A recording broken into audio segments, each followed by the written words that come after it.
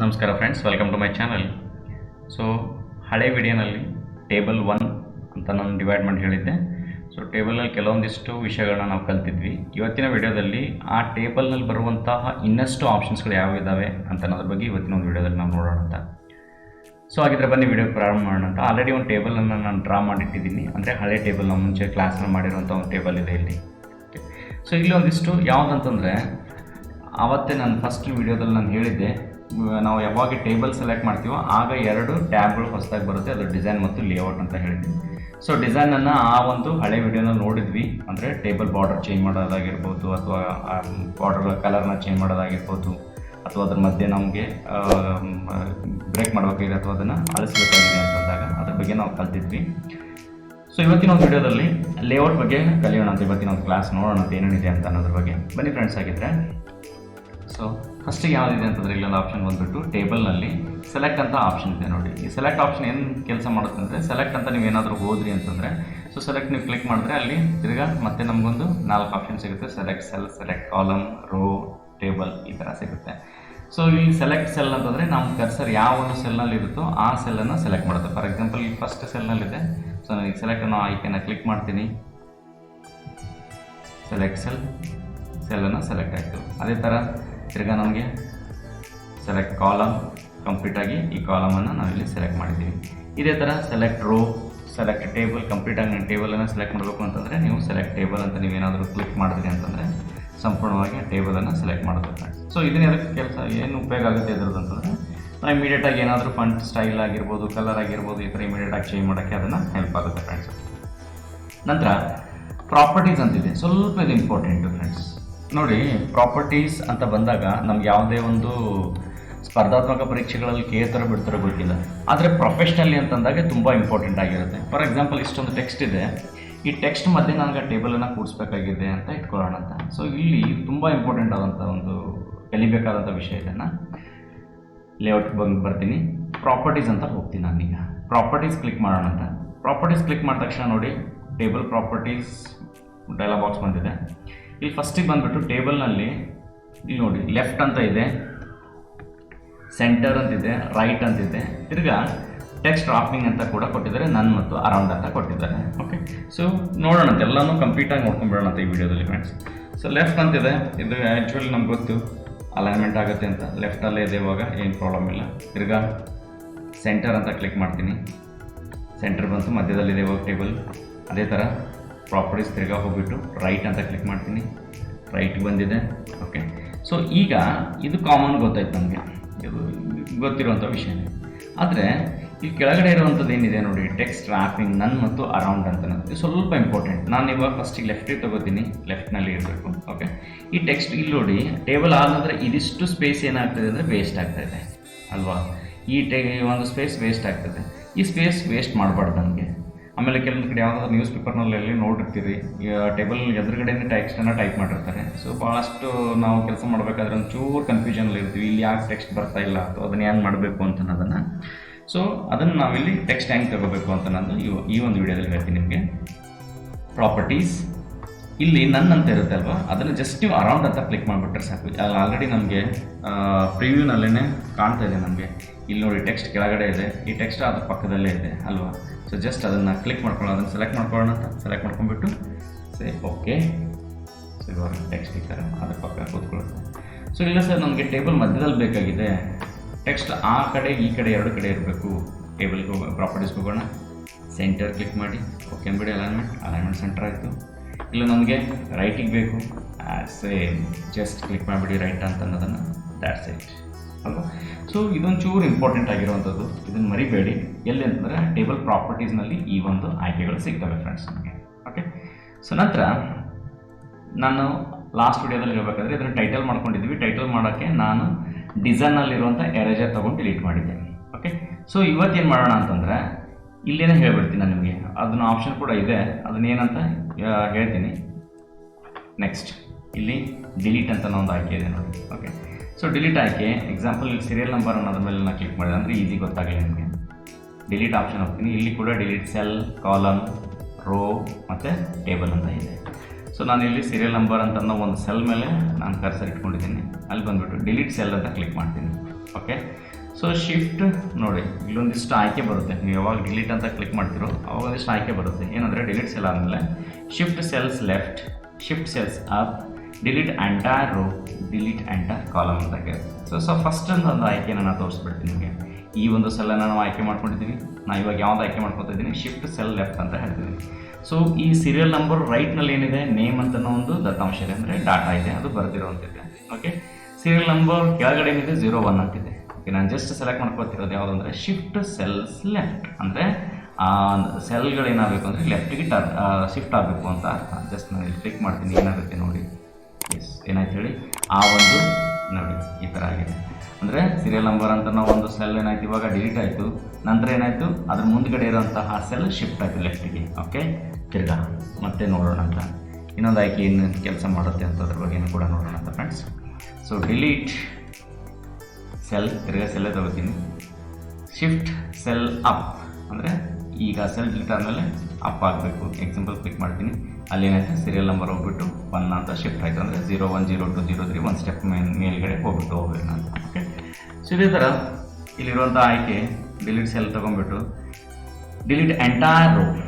Okay, suppose entire row ಅಂತ ಏನಾದರೂ select ಮಾಡಿಕೊಂಡ್ರೆ ಕಂಪ್ಲೀಟಾಗಿ ರೋ ಡಿಲೀಟ್ ಆಗೋಯ್ತು. ಅದೇ ಥರ ನೀವೇನಾದರೂ ಕಾಲಮ್ ಅಂತ ಸೆಲೆಕ್ಟ್ ಮಾಡಿದ್ರೆ ಎಂಟೈರ್ ಕಾಲಮ್ ಡಿಲೀಟ್ ಆಗೋದು ಹೋಗುತ್ತೆ ಫ್ರೆಂಡ್ಸ್ ಅದನ್ನು. ಓಕೆ, ಇಲ್ಲ ನನಗೆ ಟೇಬಲ್ ಡಿಲೀಟ್ ಮಾಡಬೇಕಾಗಿದೆ ಅಥವಾ ಕಾಲಮ್ ಡಿಲೀಟ್ ಮಾಡೋಕ್ಕಾಗಿದೆ ಅಂದರೆ ಒಂದು ಕಾಲಮನ್ನು ಡಿಲೀಟ್ ಮಾಡ್ಬೋದು ಸೆಲೆಕ್ಟ್ ಮಾಡ್ಕೊಂಡಿರೋ, ಅಥವಾ ಆ ಕರ್ಸರ್ ಇದ್ದರೆ ಸಾಕು ಆ ಒಂದು ಕಾಲಮನ್ನು ಡಿಲೀಟ್ ಮಾಡೋದು. ಎಕ್ಸಾಂಪಲ್ ತೋರಿಸ್ಬಿಡ್ತೀನಿ ನಾನು ಇವಾಗ.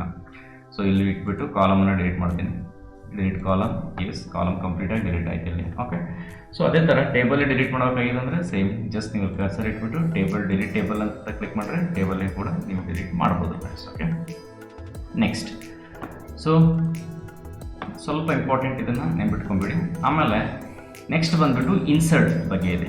ಈ ಇನ್ಸರ್ಟ್ ಏನು ಹೇಳ್ಕೊಡುತ್ತೆ ಅಂತಂದರೆ, ನನಗೆ ಹೊಸದೊಂದು ಇನ್ಸರ್ಟ್ನಲ್ಲಿ ಕಾಲಮ್ ಬೇಕು, ರೋ ಬೇಕು, ಅದು ಎಲ್ಲಿ ಬೇಕು, ಲೆಫ್ಟಿಗೆ ಬೇಕು, ರೈಟಿಗೆ ಬೇಕು, ಟಾಪ್ ಬೇಕು, ಬಾಟಮ್ ಬೇಕು, ಅಷ್ಟೇ ಅದರಲ್ಲಿ ಇರೋಂಥದ್ದು. ಏನಂತಂದರೆ ಫಾರ್ ಎಕ್ಸಾಂಪಲ್ ನಾನು ತೋರಿಸ್ಬಿಡ್ತೀನಿ ನಿಮಗೆ. ಈ ಕರ್ಸರ್ ಇದೆ. ಓಕೆ, ಸೊ ನನಗೆ ಅಬೋ ಇನ್ಸರ್ಟ್ ಅಬೋ ಅಂದರೆ ಇಲ್ಲಿ ಏನಾಗುತ್ತೆ ರೋ ಆಗುತ್ತೆ 100%. ಕಾಲಮ್ ಅಂತ ಅಬೋ ಇರೋದಿಲ್ಲ ಅಲ್ವಾ. ಸೊ ಇನ್ಸರ್ಟ್ ಅಬೋ ಅಂತ ಕ್ಲಿಕ್ ಮಾಡ್ತೀನಿ, ಒಂದು ಅಬೋ ರೋನ ಇನ್ಸರ್ಟ್ ಆಯಿತು. ನೆಕ್ಸ್ಟ್ ಅದೇ ಥರ ಇನ್ಸರ್ಟ್ ಬಿಲೋ. ಎಕ್ಸಾಂಪಲ್ ಲಕ್ಷ್ಮಿ ಅಂತಿದೆ, ಅದಕ್ಕೆ ಕೆಳಗಡೆ ಇನ್ನೊಂದು ಬೇಕಾಗಿದೆ ನನಗೆ, ಇನ್ಸರ್ಟ್ ಬಿಲೋ. ಎಸ್, ಆ ಒಂದು ರೋ ಕೆಳಗಡೆ ಇನ್ನೊಂದು ರೋ ಇನ್ಸರ್ಟ್ ಆಯಿತು. ನೆಕ್ಸ್ಟ್ ಇಲ್ಲಿ ಕರ್ಸರ್ ಇಡ್ತೀನಿ, ಇನ್ಸರ್ಟ್ ಲೆಫ್ಟ್ ಅಂತ ಹೇಳ್ತೀನಿ. ಓಕೆ, ಸೊ ಸೀರಿಯಲ್ ನಂಬರ್ಗಿಂತ ಮುಂಚೆ ಒಂದು ಕಾಲಮ್ ಇನ್ಸರ್ಟ್ ಆಯಿತು. ಇಲ್ಲಿ ಕರ್ಸರ್ ಲಾಸ್ಟ್ ಒಂದು ಕಾಲಮಲ್ಲಿ ಇಟ್ಬಿಟ್ಟು ಇನ್ಸರ್ಟ್ ರೈಟ್ ಅಂತ ಹೇಳ್ತೀನಿ. ಸೊ ಇದ್ರ ಪಕ್ಕ ಕೂಡ ಒಂದು ಇನ್ಸರ್ಟ್ ಆಯಿತು. ಓಕೆ, ಸೊ ಬೇಸಿಕಲಿ ನಾವಿಲ್ಲಿ ಇನ್ಸರ್ಟ್ ಮಾಡೋಕ್ಕೆ ಇದನ್ನು ಬಳಕೆ ಮಾಡ್ತಾ ಇದ್ದೀವಿ. ಓಕೆ, ಇದೊಂಚೂರು ಪ್ರಾಕ್ಟೀಸ್ ಮಾಡಿ ನೀವು. ನೆಕ್ಸ್ಟ್ ನಂತರ ನಾನು ಆಗಲೇ ಹೇಳಿದೆ, ಈ ಒಂದು ಟೇಬಲ್ನಲ್ಲಿ ಟೈಟಲಾಗಿ ಮಾಡ್ಕೊಳ್ಳೋಣ, ಮೇಲಿನ ಎಲ್ಲ ಒಂದು ರೋಗಳನ್ನ ಇದನ್ನು ಡಿಲೀಟ್ ಮಾಡಿಬಿಟ್ಟು ಟೈಟಲ್ ಥರ ಮಾಡೋಣ ಅಂತ ಹೇಳಿದೆ. ಸೊ ಹಳೆ ವಿಡಿಯೋದಲ್ಲಿ ಏನು ಮಾಡಿದ್ದೀವಿ ಅಂತಂತಂದರೆ, ಎಲ್ಲಿ ಅಂತಂದರೆ ಡಿಸೈನಲ್ಲಿರುವಂಥ ಎರೇಜರ್ ತೊಗೊಂಡ್ಬಿಟ್ಟು ಡಿಲೀಟ್ ಮಾಡಿದ್ವಿ. ಸೊ ಈ ಟೈಮ್ ಏನು ಮಾಡೋಣ ಅಂತಂದರೆ, ಇದನ್ನು ಜಸ್ಟ್ ಸೆಲೆಕ್ಟ್ ಮಾಡ್ಕೊತೀನಿ ನಾನು ಇವಾಗ. ಕಂಪ್ಲೀಟಾಗಿ ಸೆಲೆಕ್ಟ್ ಮಾಡ್ಕೊಳ್ಳಿ. ಓಕೆ, ಸೆಲೆಕ್ಟ್ ಮಾಡಿಕೊಂಡು ಇಲ್ಲೊಂದು ಆಪ್ಷನ್ ಇದೆ ನೋಡಿ, ಮರ್ಜ್ ಸೆಲ್ಸ್ ಅಂತ ಇದೆ. ಸೊ ಮರ್ಜ್ ಸೆಲ್ಸ್ ಆಲ್ರೆಡಿ ನಮ್ಗೆ ಗೊತ್ತಿದೆ. ಮರ್ಜ್ ಅಂತಂದರೆ ಒಂದಕ್ಕೊಂದು ಕೂಡಿಸ್ಬಿಡೋದು ಅದನ್ನು. ಓಕೆ, ಮರ್ಜ್ ಮಾಡೋದು ಅಂತ ಹೇಳ್ತೀವಿ. ಯಾವ್ಯಾವ ಸೆಲ್ಸ್ಗಳನ್ನ ಮರ್ಜ್ ಮಾಡೋದು, ವೆರಿ ಸಿಂಪಲ್. ಸೊ ಅದನ್ನು ಆ ಒಂದು ಆಯ್ಕೆನ ಕ್ಲಿಕ್ ಮಾಡಿಬಿಡ್ತೀನಿ ನಾನು ಇವಾಗ. ಏನಾಗುತ್ತೆ ನೋಡಿ, ಸೊ ಕಂಪ್ಲೀಟಾಗಿ ಇದು ಟೈಟಲ್ ಥರ ಆಯಿತು, ಅಂದರೆ ಎಲ್ಲ ಸೆಲ್ಗಳು ಸೇರಿಬಿಟ್ಟು ಒಂದೇ ಸೆಲ್ ಆಗಿದೆ, ಇವಾಗ ಮರ್ಜ್ ಆಗಿಬಿಟ್ಟಿದೆ ಅಂತ ಹೇಳ್ತೀವಿ. ಓಕೆ, ನಂತರ ಸ್ಪ್ಲಿಟ್ ಸೆಲ್ಸ್ ಅಂತಿದೆ. ಸ್ಪ್ಲಿಟ್ ಮಾಡಬೇಕು, ನಾನೀಗ ಭಾಗ ಮಾಡಬೇಕು. ಓಕೆ, ಈ ನೇಮ್ ಅಂತ ನಾವು ಒಂದು ಸೆಲ್ಲನ್ನು ಭಾಗ ಮಾಡಬೇಕಾಗಿದೆ. ಸ್ಪ್ಲಿಟ್ ಸೆಲ್ ಅಂತ ಒಂದು ಆಯ್ಕೆ ತುಂಬ ಇಂಪಾರ್ಟೆಂಟ್ ಆಗಿರೋವಂಥದ್ದು. ನಾವೇನಾದರೂ ಕೆಲವೊಂದು ಕಡೆ ಬರುತ್ತೆ, ಎಲ್ಲಿ ಅಂತಂದರೆ ಎರಡನ್ನು ಶೋ ಮಾಡಬೇಕಾಗತ್ತೆ ನನಗೆ ಇಲ್ಲಿ. ಆ ಥರ ಇದ್ದಾಗ ಇದನ್ನು ಇಂಪಾರ್ಟೆಂಟ್ ಆಗಿರುತ್ತೆ. ಸ್ಪ್ಲಿಟ್ ಸೆಲ್ ಅಂತ ಕ್ಲಿಕ್ ಮಾಡ್ತೀನಿ. Yes, number of columns 2, number of rows 1. ಒಂದು ರೋ ಬೇಕು, ಅಲ್ಲಿ ಏನು ಬೇಕಾಗಿದೆ ನನಗೆ ಅಂತಂದರೆ 2 ಕಾಲಮ್ ಬೇಕಾಗಿದ್ದಾವೆ ನನಗೆ. ಓಕೆ, ಸೊ ಅದನ್ನು ಮಾಡ್ಕೊಳ್ಬೇಕಾಗಿದೆ ಇವಾಗ. ಸರಿ, ಓಕೆ ಅಂದ್ಬಿಡಿ.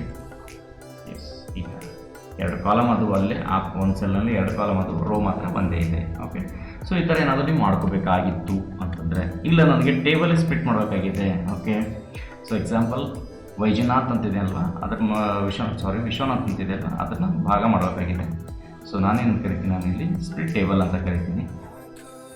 ಎಸ್, ಇವಾಗ ಟೇಬಲ್ ಈ ಭಾಗ ಆಗಿದೆ. ಇದನ್ನು 2 ಟೇಬಲ್ಗಳಾಗಿ ಕನ್ವರ್ಟ್ ಆಯಿತು. ಇವಾಗ ಡೌಟಾ, ಇದನ್ನು ಸ್ವಲ್ಪ ಮೂವ್ ಮಾಡ್ಕೊಂಡ್ಬಿಟ್ಟು ಈಸಿ ಗೊತ್ತಾಗುತ್ತೆ. ಈ ಥರ ಟೇಬಲ್ ಕೂಡ ನೀವು ಸ್ಪ್ಲಿಟ್ ಮಾಡ್ಬೋದು ಫ್ರೆಂಡ್ಸ್ ಅದನ್ನು. ಓಕೆ, ಸೊ ಇವೆಲ್ಲ ಒಂಚೂರು ಇಂಪಾರ್ಟೆಂಟೇ. ಮರ್ಜ್ ಆಗಿರ್ಬೋದು, ರೋಸ್ ಆ್ಯಂಡ್ ಕಾಲಮ್ ಆಗಿರ್ಬೋದು, ಮತ್ತು ಟೇಬಲ್ ಆಗಿರ್ಬೋದು. ಈ 3 ಆಯ್ಕೆಗಳು ಸ್ವಲ್ಪ ಇಂಪಾರ್ಟೆಂಟ್ ಆಗಿರುತ್ತೆ. ದಯವಿಟ್ಟು ಅದನ್ನು ಮರಿಬೇಡಿ, ನೋಡ್ತಾನೆ ಇರಿ, ಅದನ್ನು ಪ್ರಾಕ್ಟೀಸ್ ಮಾಡಿ ಅದನ್ನು.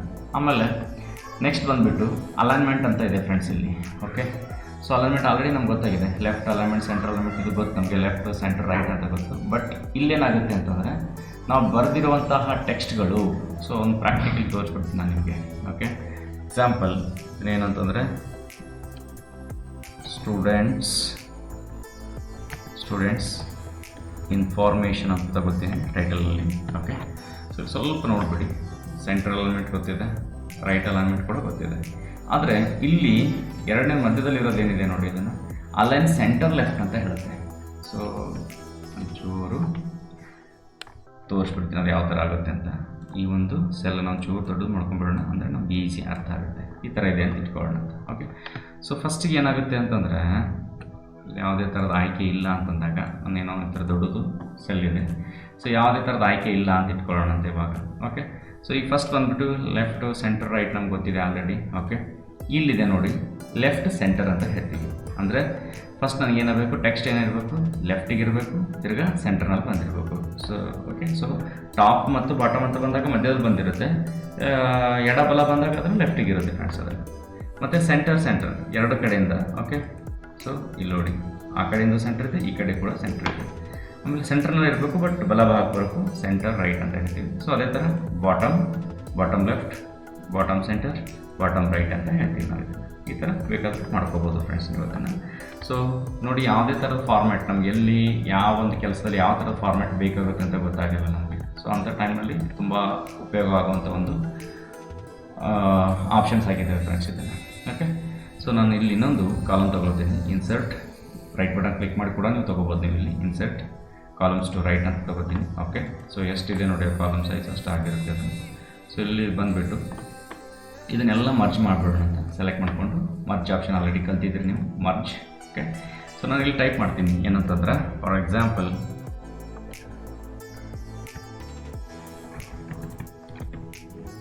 ಜಗನ್ ಬುಗಾರ್ ಅಂತ ಟೈಪ್ ಮಾಡಿದ್ದೀನಿ. ಓಕೆ, ಸೊ ಇದನ್ನು ಕೂಡ ನನಗೆ ಏನು ಮಾಡಬೇಕಾಗಿದೆ ಇವಾಗ ಅಂತಂದರೆ,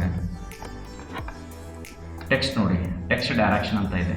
ಓಕೆ, ಸೊ ಒನ್ ಟೈಮ್ ನಾನು ಕ್ಲಿಕ್ ಮಾಡಿಬಿಡ್ತೀನಿ, ಏನು ಬಂತು, ಟಾಪ್ ಟು ಬಾಟಮ್ ಆಯಿತು. ಇವಾಗ ಈ ಥರ ನಿಮ್ಗೆ ಏನಾದರೂ ಟೆಕ್ಸ್ಟ್ ಬೇಕಾಗಿತ್ತು ಅಂತಂದರೆ, ಸೊ ಈ ಥರ ಕೆಲವೊಂದು ಕಡೆ ಡಿಸೈನ್ ಮಾಡಿರ್ತಾರೆ, ಇನ್ನೊಂದು ಇನ್ಫಾರ್ಮೇಷನ್, ಅಥವಾ ನೀವು ಟೈಮ್ ಟೇಬಲ್ ಅದು ಮಾಡಬೇಕಾದ್ರೆ ಹಾಕಿರ್ತೀರಿ, ಸಂಡೇ ಅಂತ ತೋರಿಸಿರ್ತೀವಲ್ವ ಆ ಥರ.